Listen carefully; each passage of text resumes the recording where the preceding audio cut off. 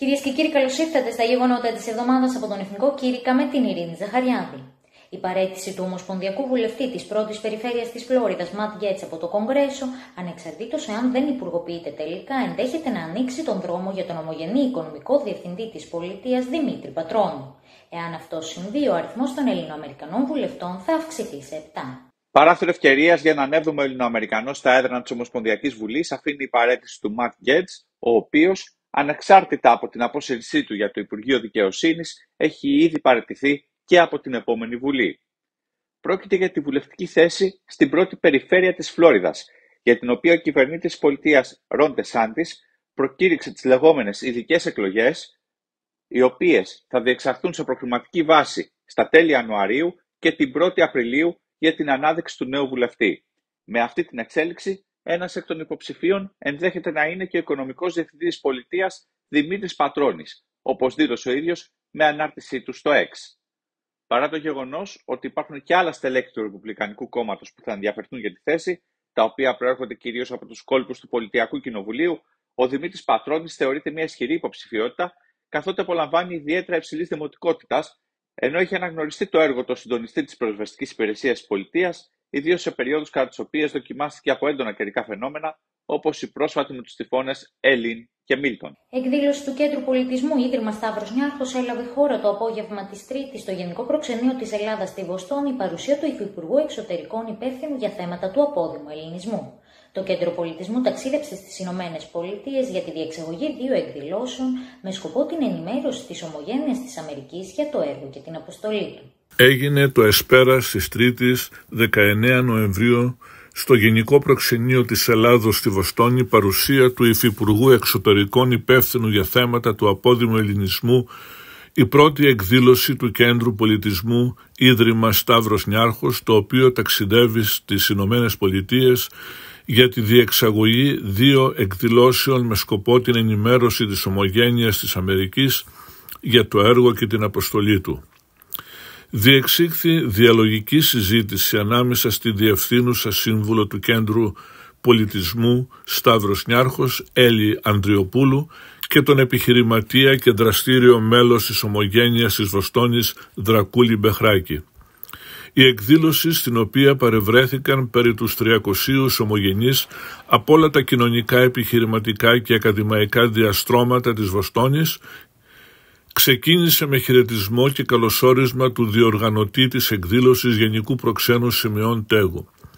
Ακολούθησε σύντομη ομιλία του Υφυπουργού Γιώργου Κότσιρα, ο οποίος ξεκίνησε την ομιλία του πλέκοντας το εγκόμιο της ομογένειας της Βοστόνης, λέγοντας πως «Είμαι πολύ χαρούμενος που βρίσκομαι στη Βοστόνη, μία από τις παλαιότερες και ιστορικότερες πόλεις της Αμερικής. Μία πόλη που φιλοξενεί μία πολυπληθή και ζωντανή ελληνική κοινότητα». Την ίδια ώρα η πόλη της Νέας Υόρκης εξέδωσε τη Δευτέρα την πρώτη προειδοποίηση για ξηρασία εδώ και 22 χρόνια. Η πόλη της Νέας Υόρκης εξέδωσε τη Δευτέρα την πρώτη προειδοποίηση για ξηρασία εδώ και 22 χρόνια μετά από μήνες με μικρή βροχόπτωση, ενώ θα επανεκκινήσει τη ροή πόσιμου νερού από ένα εκτός λειτουργίας υδραγωγείο, καθώς τα αποθέματα εξαντλούνται. Οι συνθήκες ξηρασίας σε όλη τη βορειοανατολική χώρα έχουν κατηγορηθεί για εκατοντάδες πυρκαγιές. Οι κάτοικοι της Νέας Υόρκης δεν πρέπει να υποτιμούν τον ξηρό καιρό και το τι σημαίνει, δήλωσε ο δήμαρχος της πόλης, Έρικ Άνταμς. Σημειώνεται ότι η Νέα Υόρκη ενδέχεται να αναβαθμίσει την προειδοποίηση σε κατάσταση έκτακτης ανάγκης εάν οι ξηρές συνθήκες επιμείνουν.